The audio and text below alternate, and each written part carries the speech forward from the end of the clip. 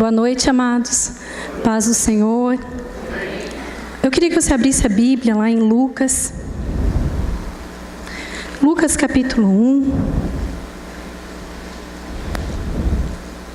Existiu no tempo de Herodes, rei da Judéia, um sacerdote chamado Zacarias, da ordem de Abias, e cuja mulher era das filhas de Arão. O nome dela era Isabel. E eram ambos justos perante Deus, vivendo irrepreensivelmente em todos os mandamentos e preceitos do Senhor. E não tinham filhos, porque Isabel era estéril. E ambos eram avançados em idade. E aconteceu que, exercendo ele o sacerdócio diante de Deus, na ordem de sua turma, segundo o costume sacerdotal, coube-lhe em sorte entrar no templo do Senhor para oferecer o incenso. E toda a multidão do povo estava fora, orando à hora do incenso. Então um anjo do Senhor lhe apareceu, posto em pé à direita do altar do incenso. E Zacarias, vendo-o, turbou-se, e caiu temor sobre ele. Mas o anjo lhe disse: Zacarias, não temas, porque a tua oração foi ouvida. E Isabel, tua mulher, dará à luz um filho, e lhe porás o nome de João. E terás prazer e alegria, e muitos se alegrarão no seu nascimento, porque será grande diante do Senhor, e não beberá vinho nem bebida forte, e será cheio do Espírito Santo, já desde o ventre da sua mãe.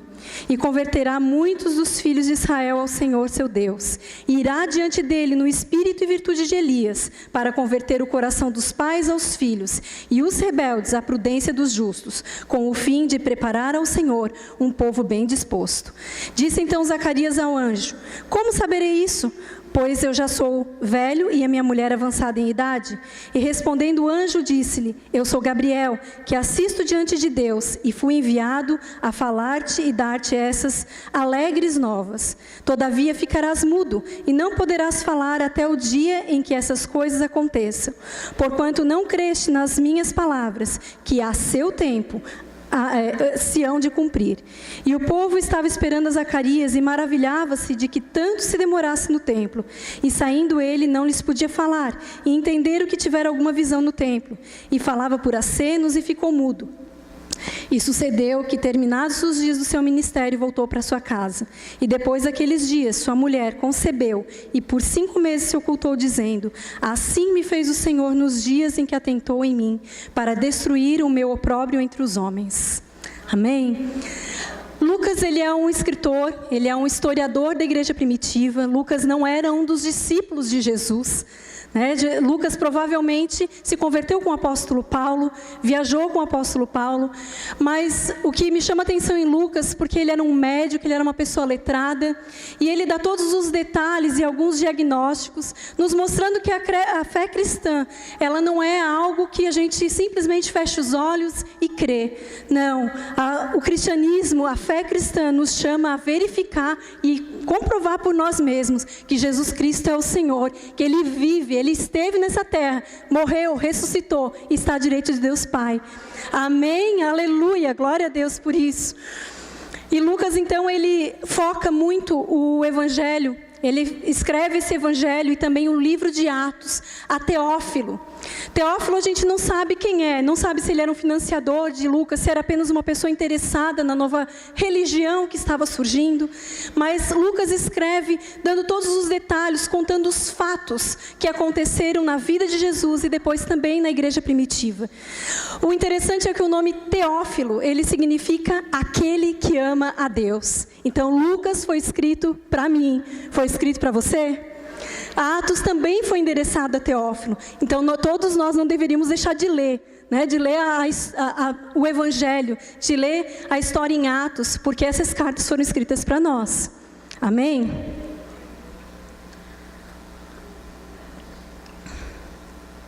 Lucas também focaliza, ele dá um foco, uma ênfase na humanidade de Jesus. Ele vai falar sobre a concepção de Jesus, o nascimento de Jesus, e tudo isso são coisas pertinentes à humanidade. Deus não nasce, Deus não é criado, Deus simplesmente existe. Então o nascer mostrava que Jesus era homem, porque havia muitas pessoas que acreditavam que Jesus não existiu como homem, mas sim um espírito, um profeta, alguma coisa, uma aparição, e não homem. Jesus nasceu. Lucas vai retratar Jesus com fome. Depois do deserto, depois da tentação do deserto, ele diz, ele teve fome. Fome também não pertence a Deus, pertence ao homem. Nós sentimos fome. Lucas, ele vai falar também sobre Jesus cansado, Jesus chorando, Jesus dormindo. São condições humanas. Queridos, às vezes eu vou ler a palavra e eu tenho certeza que já passou esse pensamentozinho na sua cabeça. Ah, mas Jesus era Deus. Nós precisamos orar e pedir para que Deus não nos deixe diminuir o sacrifício, aquilo que foi feito por nós. Jesus era Deus, sim, mas Ele esvaziou de si mesmo, como a palavra diz. Não teve por usurpação ser como Deus. Aqui nessa terra Ele estava limitado às condições humanas. Ele veio para ser o Salvador justo. Ele veio, foi gerado pelo Espírito Santo como um homem perfeito para destruir as obras de Adão, porque Adão também era perfeito. Mas Adão sucumbiu à tentação. A Bíblia nos diz que Jesus em tudo ele foi tentado, mas ele não cedeu à tentação. Ele foi o Salvador perfeito. Então Lucas vai nos trazer Jesus como filho do homem. Ele vai falar na genealogia até chegar em Adão, para exatamente mostrar essa destruição das obras de Adão em Jesus Cristo. O nosso Jesus era homem, ele sentiu a dor, ele sentiu tudo, né? Às vezes olhamos para a cruz e achamos, mas ele suportou porque ele era Deus. Não, querido, ele sofreu. Foi um preço muito alto pago para que eu e você pudéssemos ter acesso à palavra de Deus, para que nós pudéssemos chegar no Santo dos Santos e olhar para Jesus e dizer, tu és lindo, lindo, lindo tu és. Um preço foi pago, o véu se rasgou, porque um cordeiro foi imolado para que eu e você tivéssemos salvação. Aleluia! Mas vamos para Zacarias. Quando eu li Zacarias, eu estava numa época que eu estava ouvindo muito uma canção que fala que Deus é Deus. Né? Se a porta se abrir, Ele é Deus. Se fechar, Ele é Deus. Se a doença vem, Ele é Deus. Se Ele cura, não cura, é Deus da mesma forma. Nada muda quem é Deus. E eu comecei a meditar, e nessa época eu estava lendo o livro de Lucas, e olhei para Zacarias e vi um caráter de alguém que sabia quem era Deus. A pastora Ana leu aqui uns versículos de Deuteronômio para o casal que apresentou o Caleb. E a fé cristã não, mas a fé judaica, ela era passada como um legado.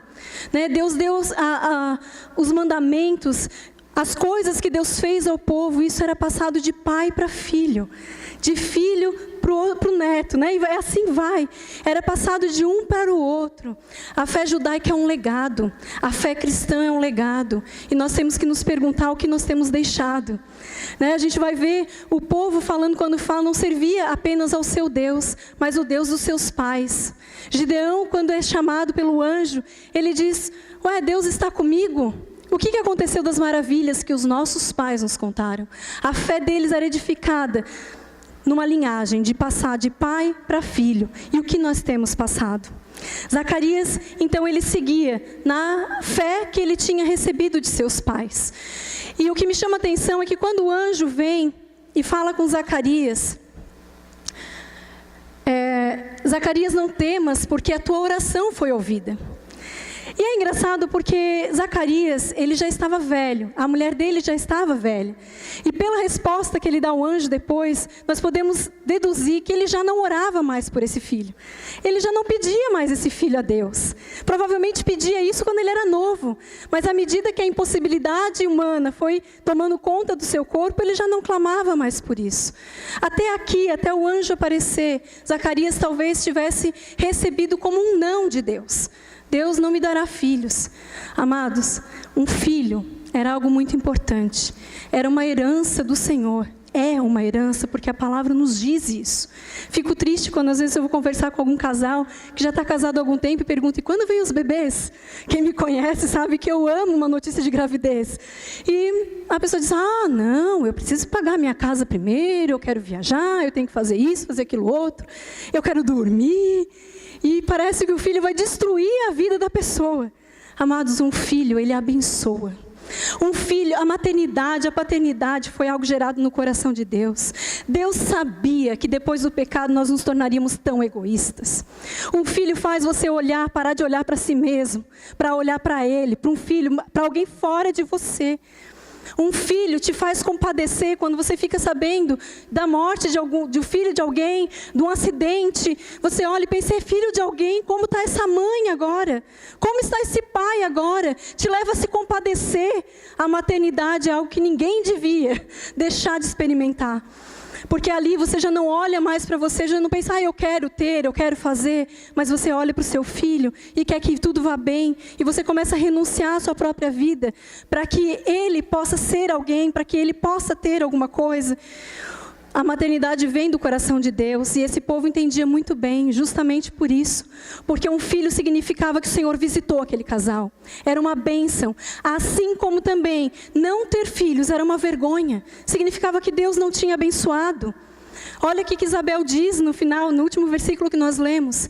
Deus me visitou e Ele tirou a minha vergonha. Opróbrio significa vergonha. Ele tirou a minha vergonha. Pensa bem. Então, mas eu acredito que Zacarias, até ali, ele não entendia que Deus daria. Deus tinha dito não. Mas a Bíblia nos afirma que Zacarias e sua mulher, eles eram justos diante de Deus. O não de Deus, o silêncio de Deus, a falta de resposta de Deus, o tempo difícil, o tempo de vergonha, não impediram que Zacarias e Isabel obedecessem a Deus. Não impediu que eles saíssem, vivessem na presença de Deus. Não os levou a abandonar a fé, mas eles continuavam dia após dia servindo ao Senhor. E eu quero te dizer que existe uma diferença muito grande entre você obedecer por obedecer, para manter de repente uma aparência, uma reputação, eu não sei, de repente caminhar por um caminho da hipocrisia, de simplesmente fazer porque eu quero ser perfeito. A gente vai lembrar do jovem rico, que chega para Jesus e diz, o que eu faço para herdar a vida eterna? Jesus diz, obedece os mandamentos. Ele diz, isso eu já tenho feito, desde a minha mocidade. E Jesus diz, então vende tudo o que tens, dá aos pobres e me segue. Ele saiu da presença de Jesus triste, porque ele tinha muitas propriedades. O coração dele não era de Deus. Ali mostra que nem o Senhor estava acima de todas as coisas, nem o primeiro mandamento ele estava cumprindo. Ele cumpria todo o mandamento sem o seu coração ser voltado para Deus. Eu quero te dizer que quando nós amamos o Senhor, a consequência do nosso amor a Ele é a obediência. Nós não obedecemos e amamos, mas nós obedecemos porque nós amamos. Jesus disse isso, aquele que tem os meus mandamentos e os guarda, este é o que me ama. Amém? Então Zacarias a gente vê que era um homem que não simplesmente cumpria por hipocrisia, simplesmente para manter um ritual, para continuar sendo sacerdote no templo. Não, Zacarias amava o Senhor e por isso ele obedecia. E o fato do Senhor não ter lhe dado um filho até então, não impediu que Zacarias continuasse servindo na casa do Senhor. Amém? Até aqui vocês estão comigo? A minha pergunta, meditação, que fica para a gente nessa noite. Como nós temos sido com Deus? Qual é o nosso compromisso com o Senhor? Até onde vai a nossa fidelidade a Deus? Será que na primeira dificuldade que nós encontramos, nós abandonamos o Senhor? Ou será que nem precisa vir a dificuldade, nem precisa vir o tempo ruim que a Bíblia nos diz? Às vezes, quando a gente sai da porta para fora, na primeira oportunidade, nós nos envolvemos em mentiras, em enganos, ou N coisas, mágoas, tristezas, se envolve em briga, fofocas. Como está a sua fidelidade? Como está a nossa fidelidade com Deus? Será que nós temos olhado Deus como Ele é? E eu acredito que esse fato de passar de pai para filho, a fé baseada em fatos, de que Deus era Deus, fazia de Zacarias pensar que se ele abandonasse a Deus, nada mudaria para Deus, porque Deus é Deus. Nada muda a essência de Deus. Eu lembro que na faculdade, um professor, eu acredito até que era filosofia, e ele dizia que Deus era o fruto da nossa mente, da nossa imaginação. Ele não acreditava em Deus, então Deus não existia. Mas se eu acreditasse, Deus existia para mim. Deus era relativo. Deus é absoluto. A nossa fé não muda quem é Deus. A nossa fé não faz Deus fazer alguma coisa, mas muda quem somos. Nos faz nos aproximar mais de Deus. E para isso, amados, nós precisamos olhar para Deus como Deus. Às vezes queremos olhar para Deus só como bondoso, mas Deus é Deus. Deus continua sendo Deus, independente da minha fé, daquilo que eu acredito, daquilo que eu penso. Deus é selvagem. Deus não pode ser domado. Deus não pode... Não pode. Deus não pode. Zacarias não falou para Deus: se tu não me der um filho, olha, a partir de agora, para mim, tu não existe mais. Não. Eu lembrei de 3 amigos que foram levados cativos. Né? Eram 4, mas vou falar de Ananias, Misael e Zacarias. Não, Azarias, desculpa, errei o nome. Sadraque, Mesaque e Abdenego. Eram os amigos de Daniel que foram levados cativos para a Babilônia. E o rei da Babilônia, Nabucodonosor, ele lançou um decreto que os deuses da Babilônia deveriam ser adorados. E que ele ergueu uma estátua de ouro e que ao som da buzina, todos os homens deveriam se curvar diante dos deuses e daquela estátua e adorar. E esses 3 amigos, eles decidiram no seu coração que eles não fariam isso. Que eles permaneceriam fiéis a Deus. Eu quero que você abra ali comigo, lá em Daniel. Bem rapidinho. Daniel, capítulo 3.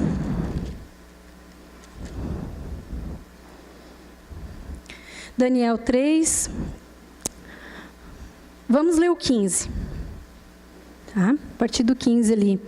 Então, ele lança isso, os meninos não se curvam, os meninos homens não se curvam diante da estátua, e sempre tem aquele dedo duro, né, o fofoqueiro, que foi lá e contou para o rei que eles não estavam se curvando diante dos deuses da Babilônia, nem mesmo diante da estátua para adorar. E aí o rei os chamam e dá mais uma chance para eles. O rei diz assim: agora, pois, se estáis prontos, quando ouvirdes o som da buzina, do pífaro, da citara, da harpa, do saltério, da gaita, de foles e de toda sorte de música, para vos prostrardes e adorardes a estátua que fiz, bom é. Mas se não adorardes, sereis lançados na mesma hora, dentro do forno de fogo ardente. E quem é Deus que vos poderá livrar das minhas mãos? Responderam Sadraque, Mesaque e Abdenego, e disseram ao rei Nabucodonosor: não necessitamos de te responder sobre esse negócio. Eis que o nosso Deus, a quem nós servimos, é que pode nos livrar. Ele nos livrará do forno de fogo ardente e da tua mão, ó rei. E se não, fica sabendo, ó rei, que não serviremos aos teus deuses, nem adoraremos a estátua de ouro que levantaste. Olha que ousados. O rei dá mais uma chance. Olha, se vocês, ao som das músicas ali, vocês se curvarem, bom vai ser para vocês. Agora, se vocês não se curvarem, vocês serão lançados num forno de fogo ardente. E quem vai ser esse Deus que vai livrar vocês? É impossível alguém sair ileso disso. E eu gosto da resposta desses rapazes, porque eles dizem para o rei: olha, a gente não tem que te dar explicação desse negócio. Sabe, Deus não precisa provar nada, ninguém precisa provar nada aqui. Deus pode, nós cremos que Deus pode nos livrar tanto do fogo como das tuas mãos, ó rei. Mas eu quero te dizer uma coisa: se Ele não fizer, nós não vamos, fica sabendo que a gente não vai se curvar diante dos deuses da Babilônia, nem mesmo diante da tua estátua. Nós não faremos. Amados, esses rapazes, eles estavam decididos a não trair, não quebrar a sua fidelidade a Deus. Eles estavam dispostos a morrer. E eles não colocaram o dedo na cara de Deus e disse: Deus, agora tu faz alguma coisa aqui com a gente, porque precisa provar que há um Deus em Israel, que existe um Deus vivo que nós servimos. Não, eles não fizeram isso. Eles disseram: Deus é Deus, nós sabemos quem Ele é. Ele é o Criador de todas as coisas, Ele pode todas as coisas. E se Ele decidir nos livrar, livrou, ótimo. Mas se Ele não livrar, Se Deus achar que não deve fazer isso, nós não vamos nos curvar diante da estátua nem dos deuses da Babilônia. Nós não vamos nos prostituir com outros deuses. Nós vamos continuar fiel. Se nós tivermos que pagar com a nossa própria vida, nós pagaremos. O autor de Hebreus nos diz isso, que na guerra contra o pecado, nós precisamos resistir até o sangue. Não podemos negociar a nossa fidelidade a Deus. Nós temos que entender que Ele é Deus, Ele é soberano, Ele não é relativo, não. Ele não é um Deus que, se eu penso que Ele não fez, então Ele não é tão forte assim. Ele continua sendo quem Ele é. Nada muda quem é Deus. Nada muda Deus. E aprove a Deus livrar esses rapazes. Foi lindo o que Deus fez, porque o rei ficou tão zangado, ficou tão brabo, ele se aumenta o fogo 7 vezes mais, a ponto de que quando os servos do rei foram lançar os moços, eles mesmos foram queimados e morreram. E de repente o rei esfrega o olho, olha bem e diz: ué, não foi 3 que a gente lançou lá? Não estavam atados? Como é que eu vejo 4? Livres andando no meio do fogo, aleluia, porque Ele é Deus. Mas se Ele não fizesse isso, Ele continuava sendo Deus. Não muda quem Ele é. Amados, nós precisamos nos manter firmes nos tempos difíceis. Durante a tentação, nós precisamos permanecer firmes. Não quebrar a nossa fidelidade ao Senhor. Saber que Ele é Deus e que se a gente resolver virar as costas, bem, será muito ruim para nós. Mas Ele continua sendo Deus quem Ele é, soberano sobre todas as coisas. Aleluia, glória a Deus. Eu creio que muitas vezes o nosso foco errado nos leva a realmente nós trairmos o nosso Deus. Às vezes achamos que Deus tem que nos dar todas as coisas, nos abençoar aqui neste mundo. Esquecemos que Cristo veio para uma vida vindoura. Jesus veio para nos levar para a vida eterna. Aleluia, nós precisamos olhar para esse tempo como um tempo de passagem. Não é essa vida que nós temos aqui, é um sopro. Na eternidade desaparecerá de tão pequena que é a nossa vida aqui. Precisamos caminhar com os olhos na eternidade e não nos deixar levar pelas coisas deste mundo. Eu lembro do testemunho dos egípcios no retiro. E foi uma coisa que me impactou demais. E eu falei: Deus, a nossa liberdade às vezes nos faz tão pequenos, meu Deus, tão pequenos. Porque eles testemunharam um pouquinho daquilo que eles aprendem lá, né, da fé que eles recebem, que Alá deseja que eles vão para o inferno. Esses malucos que a gente às vezes julga e fala mal, que se atiram, né, com kamikazes, suicidas, a gente olha, são loucos. Eles estão na expectativa, na esperança de que Alá aceite o seu sacrifício e os leve para a eternidade. Mas isso nem é garantia de que eles vão para a eternidade. É muito triste isso. Só que ao mesmo tempo, quando um deles se converte, como eles se converteram, os olhos deles não estão mais aqui, porque eles iam para o inferno de qualquer forma. Quando eles descobrem que Cristo morreu para levá-los para a glória, para a vida eterna, pouco importa essa vida aqui. Eles valorizam tanto a eternidade que nós deveríamos viver assim. Mas a gente tem uma vida tão fácil aqui no Brasil. A gente pode decidir hoje não vir no culto, ou não vou orar não, estou cansada, não vou ler a palavra, eu não vou evangelizar, não vou fazer aquilo que Deus me chamou para fazer. Mas aqueles lá, eles não estão nem aí se eles vão bater, se vão matar. Não, se eu tiver que morrer por Cristo, eu morro, porque eu sei para onde eu vou. É isso que eles dizem. Eles disseram isso, aquele casal disse isso. Nós não ficamos lá pelos nossos filhos, porque os nossos filhos seriam ensinados na religião deles, no Islã. Mas nós estávamos dispostos, se nós tivéssemos que morrer, não tem problema, porque agora a gente sabe para onde a gente vai para a eternidade com Cristo. Amados, nós precisamos, a minha oração naquele retiro foi essa: Deus, eu não nasci lá. Eu nasci aqui, num país livre, mas me faz olhar com valor a eternidade como eles olham. Para que eu possa viver, Deus, e me esvaziar daquilo que eu sonho, daquilo que eu quero, daquilo que eu acho. Para que eu possa viver um evangelho verdadeiro, amando a Ti, Senhor. E enxergando quem Tu és de verdade, que Tu és Deus. Que se eu decidir fazer qualquer coisa diferente, desobedecer, a prejudicada sou eu. Tu continuas sendo Deus. Mas Deus é tão bom, assim como foi com esses rapazes, né? Deus ainda nos visita, nos abençoa, tem paciência conosco. Deus é maravilhoso, amados. Deus nos recompensa naquilo que nós nem precisamos. Ele nem precisa recompensar, porque Ele já fez tudo por nós. Tudo foi feito naquela cruz do Calvário. Amém? Mas eu queria que você meditasse nessa noite. Que você pensasse como tem sido a sua fidelidade ao Senhor. Como nós temos agido diante das circunstâncias, diante das tentações. Como que nós temos reagido? O quão fiéis nós estamos. O quão nós estamos dispostos a morrer diariamente por Cristo. Não negar a nossa fé. Que a nossa vida não seja uma vida de igreja, uma vida aqui dentro desse templo, mas que nós sejamos igrejas vivas lá fora. Para que as pessoas possam ver que existe um Deus em Israel. Nós somos o reflexo de Cristo neste mundo. Amém? Eu queria que você se colocasse de pé. Aleluia, glória a Deus. Nós cantamos anteriormente uma música que dizia que nós queríamos ser como crianças, poder olhar para o Pai. Se você perguntar para a pequenininha do Beto por que ela ama Ele, ela não vai dizer que é porque Ele o alimenta, porque Ele toca bem o violão e canta. Ela vai dizer que porque é o papai dela.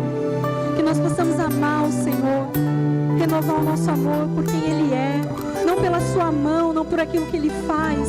Que a nossa fé seja firmada porque conhecemos o único Deus. Paulo, quando escrevia para Timóteo, ele dizia isso, que todos deveriam conhecer a verdade. E a verdade é que existe um único Deus e o único mediador entre Deus e os homens, Jesus Cristo, homem. Nós conhecemos essa verdade, não negociemos nunca o nosso amor e a nossa fidelidade ao nosso Deus. Pai, nós te louvamos nessa noite, Senhor. Nós te exaltamos porque podemos estar aqui na tua casa. Deus, outrora andávamos por aí perdidos, Senhor, conforme o curso deste mundo, mas tu nos tirou, Senhor, das trevas e nos trouxe para a tua maravilhosa luz. Pai, nós queremos viver uma vida digna de te adorar, de te bendizer. Senhor, coloca amor no nosso coração, que nós possamos querer, Senhor, te amar mais do que temos amado. Deus, em nome de Jesus, Espírito Santo de Deus, som do nosso coração e nos mostra onde nós temos falhado, onde temos negado a nossa fé, onde nós temos nos corrompido. Deus, em nome de Jesus, a mensagem que ecoou desde o Éden é arrependimento, que nós possamos nos arrepender todos os dias, Senhor, por ter te traído, por ter te negado, Pai, nos afazeres da nossa vida, Senhor, às vezes no nosso trabalho. Pai, em nome de Jesus, Espírito Santo de Deus, Tu és aquele que nos convence, Tu és aquele que gera o arrependimento, e que o arrependimento nas nossas vidas nos leve à mudança de comportamento, de vida, de atitudes. Pai, em nome de Jesus, renova, Senhor, o nosso amor por Ti nessa noite.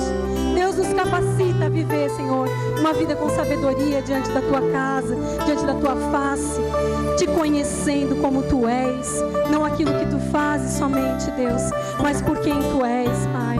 Em nome de Jesus é que eu oro e eu já Te agradeço, meu Deus. Amém. Glória a Deus.